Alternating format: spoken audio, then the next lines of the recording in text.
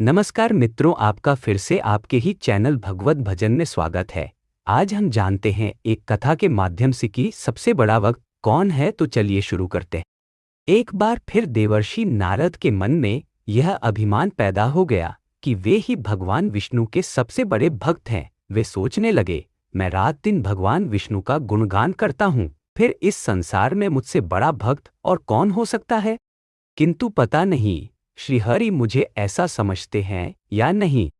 यह विचार कर नारद भगवान विष्णु के पास क्षीर सागर में पहुंचे और उन्हें प्रणाम किया। विष्णु जी बोले, आओ नारद, कहो कैसे आना हुआ। नारद बोले, भगवान, मैं आपसे एक बात पूछने आया हूं। भगवान विष्णु बोले, मैं तुम्हारे मन की बात जानता हूं नारद, फिर भी तुम्हारे मुंह से सुनना चाहता हूं। नारद ने कहा, हे देव, मैं जीवन भर आपका गुणगान करता रहा हूं। पल पल हर क्षण मुझे बस आपका ही ध्यान रहता है। आप मुझे यह बताइए कि क्या मुझसे भी बड़ा आपका कोई अन्य भक्त है संसार में। भगवान विष्णु समझ तो पहले ही गए थे कि नारद को अपनी भक्ति पर अभिमान पैदा हो गया है, किंतु अपने मन की बात छुपाकर वे बोले, नारद, इस प्रश्न के लिए तो तुम्हें मेरे साथ मृत्यु लोक चलना पड़ेगा। नारद बोले, ठीक है भगवान, मैं मृत्यु लोक चलने के लिए तैयार हूं।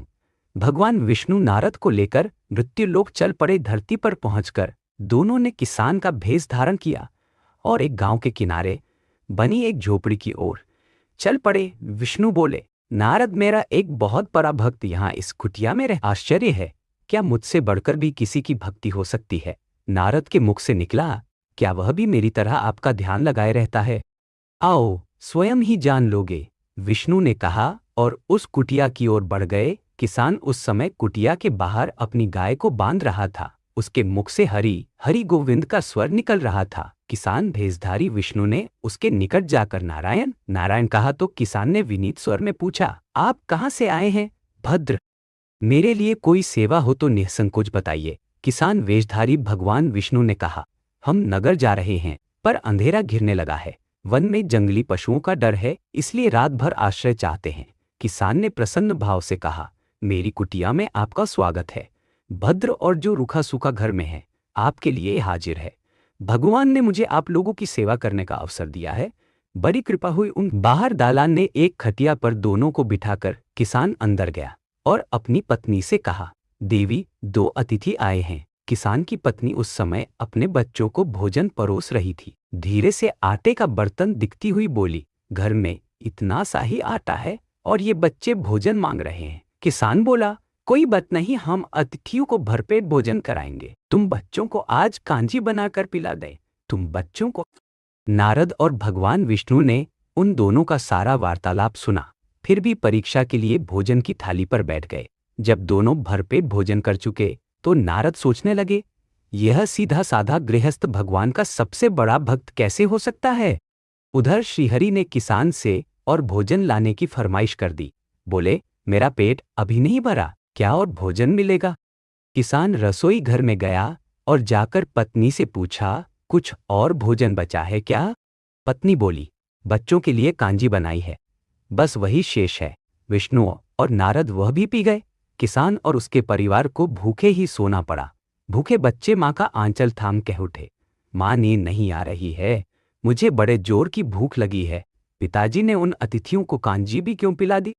किसान ने बच्चे के सर पर हाथ फेरते हुए कहा, अतिथि को भोजन कराना स्वयं विष्णु भगवान को भोग लगाने के समान है बेटा। बाहर दालान में दोनों अतिथि अलग अलग बिस्तरों पर लेटे हुए थे। भगवान विष्णु ने कहा, तुमने सुना नारद, किसान और उसके परिवार को भोजन नहीं मिला, फिर भी वह मेरे गुण गाए रहे हैं। यह तो कुछ भी नहीं है, मैंने तो कई कई दिनों तक भूखे रहकर आपका स्मरण किया है। अगले दिन सुबह उन्होंने देखा, किसान भगवान विष्णु की मूर्ति के सामने कह रहा था, गोविंद हरि हरि, तुम सदा मेरे मन में बसे रहो, बस मुझे कुछ और नहीं चाहिए। फिर दोनों अतिथियों से बोला, हरि की बड़ी कृपा है, वही जग का रखवाला है। प्रभु की दया से रात को कोई कष्ट तो नहीं हुआ। जब तक आपका जी चाहे तब तक आप दोनों यहाँ रहे, मैं खेत पर जा रहा हूँ। किसान भेषधारी श्री हरि बोले, हम भी तुम्हारे साथ चलेंगे, यदि तुम्हें कोई आपत्ति न हो तो। नारद और विष्णु भगवान किसान के साथ उसके खेत पर गए। किसान बोला, यही है अपना खेत, अब मैं अपना काम करूंगा। गोविंद हरि हरि। नारद बोले, तुम तो सत्पुरुष हो, भगवान के बड़े भक्त हो, हर घड़ी उनका नाम लेते रहते हो। किसान बोला, अरे कहाँ, काम काम से जब भी थोड़ा बहुत समय मिलता है तभी उनका नाम लेता हूँ। नारद ने पूछा, कब कब मिलता है समय? किसान बोला, सुबह उठता हूँ तब, रात को सोता हूँ तब, और दिन में जब भी काम से समय मिल जाए। ओ समझा, नारद के मुख से निकला। दोनों जब किसान से विदा लेकर चले तो नारद ने व्यंग्यात्मक स्वर में कहा, आपने सुना भगवान, वह सुबह शाम 2 बार ही आपका स्मरण करता है, जबकि मैं हर समय ध्यान करता हूँ, फिर भी आप उसे महान भक्त बताते हैं। नारद की बात सुनकर श्रीहरि चुप रहे, किंतु मन ही मन उन्होंने कहा, कारण भी जान जाओगे नारद। विष्णु ने एक कलश को तेल से लबालब भरकर नारद को दे दिया और बोले, नारद इसे अपने सिर पर रखकर बिना हाथ लगाए सामने वाली पहाड़ी तक ले चलो। ध्यान रहे इस कलश में रखे तेल की एक बूंद भी जमीन पर गिरने ना पाए। यह कार्य सहज तो नहीं है, यह कार्य सहज तो नहीं है।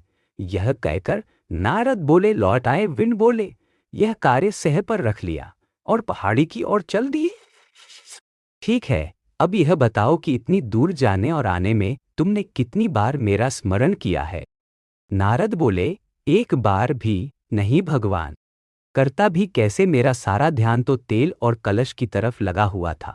श्रीहरि बोले, तब तुम ही सोचो, वह किसान दिन भर कठिन परिश्रम करता है, फिर भी 2-4 बार मेरा स्मरण जरूर करता है, और तुम एक बार भी मेरा स्मरण नहीं कर पाए। विष्णु की बात सुनकर नारद के अंतर्चक्षु खुल गए। वह श्रीहरि के चरणों में गिरकर बोले, मान गया प्रभु, जो संसार के झंझटों रहकर भी आपका स्मरण करते हैं वे ही सबसे बड़े भक्त हैं। ऐसे ही भक्तिमय कहानियां सुनने के लिए वीडियो को लाइक करें और चैनल को सब्सक्राइब करें। धन्यवाद मित्रों। हर हर महादेव।